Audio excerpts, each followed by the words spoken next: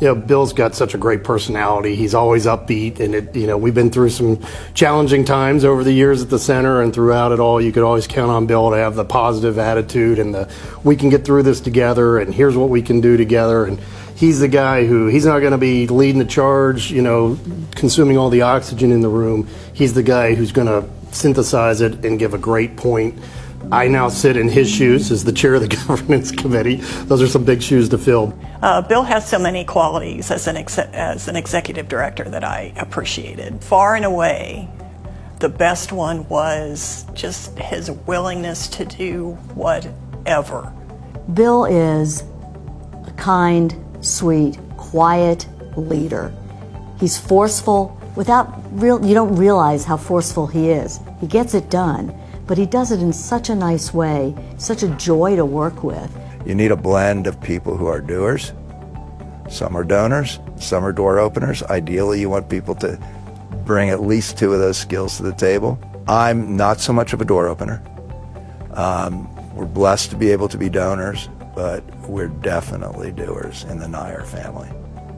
That's what my dad and uncles did, that's what my cousins and siblings do, and that's certainly what I do.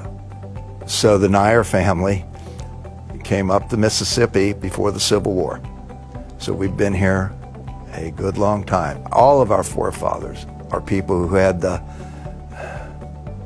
faith in themselves to take the risk of getting on a boat and coming over here to who knows what. And so that forefather was skilled in carpentry. And that's all the Neyer family really was up into the 20th century, was carpenters. Built churches and schools, all of them around Cincinnati that are still here. I'm not an educator. I'm not qualified to second guess anybody on subjects circling around economics. But what I can do is always encourage a strategic, forward-thinking mindset. Being associated with SmartPath, as it evolved and grew, it was a leap of faith. And we made it across, and obviously we're a force in the nation for educating kids about the power of choice.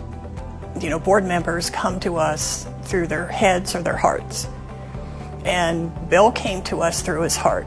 The outreach we were doing and still do for all of these kids, and so that got him initially involved, and that's how he fell in love with the center. But he didn't just stay there. He started coming to research, the head part. He started coming to research meetings. So just whatever you need. And you look around and there's Bill with his hand up. There's been times he could have rolled out, he could have, gone off into the sunset. A few times he tried, but we didn't let him. I stumbled upon the Economics Center through the good graces of John Frank, one of the most significant contributors that we've ever had at the center. And he introduced me to George Riedebelt, and I made my way on and haven't been able to leave, although I haven't wanted to either.